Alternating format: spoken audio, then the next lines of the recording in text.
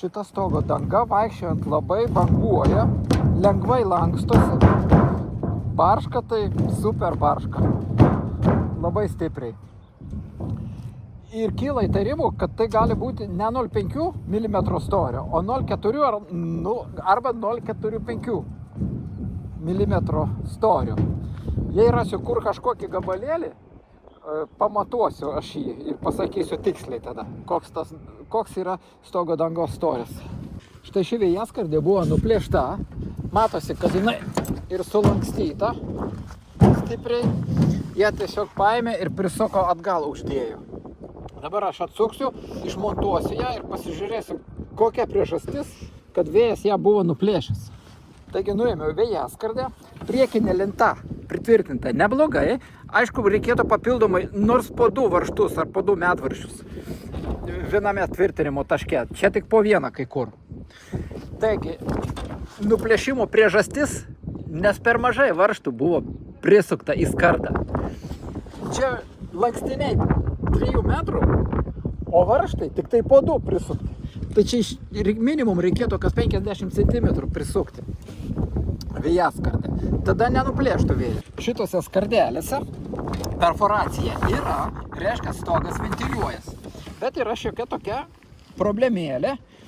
Iš tos pusės būna stiprus vėjai, o jeigu vėjas pučia ir dar lyja, šoninis lietus pamuša vandenį ir štai pro tas vietas čia turėtų būti tokie borteliai iš tos pačios stogo dangos užlenkti, kai pamuša vandenį, kad turėtų atramą ir nepakliūtų ant difuzinės plėvelės. Dabar kol kas dar stogas naujas, mediena nauja, gal net impregnuota, todėl nesimato, bet po kokį 10 ar 15 metų gali atsirasti puvimai, pajuoduoti. Šita perforuota skardelė labai jau plona. Čia buvo prisukta vėjaskardė su varžtais, bet kadangi jinai tokia labai plona, varžtai tiesiog nelaiko, stipresnis vėjas ir išplėšia. Prisukta iš viršaus pakankamai nemažai buvo, bet neatlaikė. Štai matosi, kaip išplėšta. Štai. Reikėtų šitą detalę pakeisti į naują, tvirtesnę, storesnę. Pats stogo paketas apšiltintas. Ne su akmens vata, bet su purškiamomis šiltinimo putomis. Nes jaučiasi, liečiant, kad ten kieta, aišku, yra tokie iškilnojimai. Čia toje vietoje pačiame kampe, kur buvo nuplėšta, sulankstyta netgi stogo danga. Ir čia matosi štai kokia skylė. Tai čia dabar arba keisti tą stogo lakštą reikia į naują. Čia ilgis nemažas, kokie 8 metrai turbūt, jeigu nedaugiau. Arba tiesiog šitą šoninę vėjaskardę išlankstyti ilgesnę ir šitą vietą atlenkti ir tada galima būtų taip užsandarinti. Dabar šoninė vėjaskardė, aš ją atidariau. Ir čia tvirtinti, kur yra, prie ko prisukti, štai yra tašas, bet šitą šoninę skardelę, jinai prisukta į stogo dangą. Šita stogo danga tuom ir yra unikali, kad joje nėra tvirtinimo varžtų, kiaurai prasukta. O čia, toje vietoje, štai su tais varžtais prasukta, vanduo eina tarp skardų ir ten yra mikropratekėjimai. Aišku, galima tose vietose atsukti ir sudėti tarpines. Yra variantas guminės, bet čia vis tiek jau ne taip, kaip turėtų būti. Čia po vėjaskardę atsukau, taigi čia yra kur tvirtinti ją, yra kur sukti varžtus, tiesiog tie žmonės, kurie montavo, patingėjo prisukti daugiau varžtų. Atidariau stogo dangą prie latako priekyje, čia kaip ir viskas vietoje, grebės tai laštakis yra, tik tiek, kad difuzinė plėvelė įleista į lataką ir prispausta su laštakiu.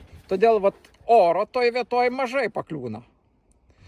Iš tikrųjų, oras laisvai turėtų pakliūti tarp difuzinės ir tarp laštakio, o čia tarpų nėra. Štai čia ir pasibaigė visas stogo dangos unikalumas, kai stogo varžtai paslėpti po danga, o čia tvirtindami vėjaskardę meistriukai pragręžė. Štai skylės. Dabar koks variantas? Dabar tose vietose tarp skardų reikia dėti guminės tarpines. Štai tose vietose. šio šlaito nuolydis yra 15 laipsnių. Ten šito mažesnio pastato, ten apie 12 laipsnių. O stogo danga 0,4 mm. Nes jaučiasi iškart kaip barška. Labai plona. Šio kito stogo, taip pat tokia pat istorija. Stogo danga trumpoka, netgi ant kokį 10 cm beveik. Su varžtais kiaurai prasukta pro stogo dangą. Ir štai čia tarpai su šoniniu lietumi taip pat pramuša ir eina ant lentų, ant grebėstų. Pauda mediena. Ant šio stogo ši vėjaskardė matosi buvo nuplėšta, jinai sulankstyta visa. Taip pat čia atsukau pasižiūrėti, na prieš tai jau nufilmavau tą vietą. Dabar kaip jinai pritvirtinta ta vėjaskardė. Štai kaip iš apačios atrodo. Toje vietoje kaip ir būtų, kur dar prisukti.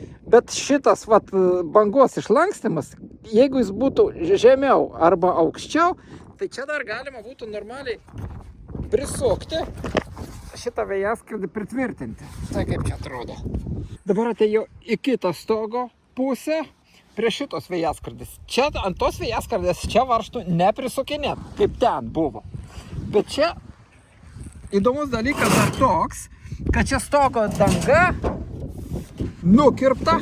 Čia meistrai, čia ne meistrai buvo, nes nežinojo kaip atlenkti. Čia reikėjo tiesiog nukirpti, atlenkti bortelį ir būtų buvę sandaru, nepamuštų, nepaitų vanduo. Dabar matosi čia, kad nukirpta stogo danga, užklijuota kažkokia tarpinė ir prispausta su bruseliu, su tašeliu.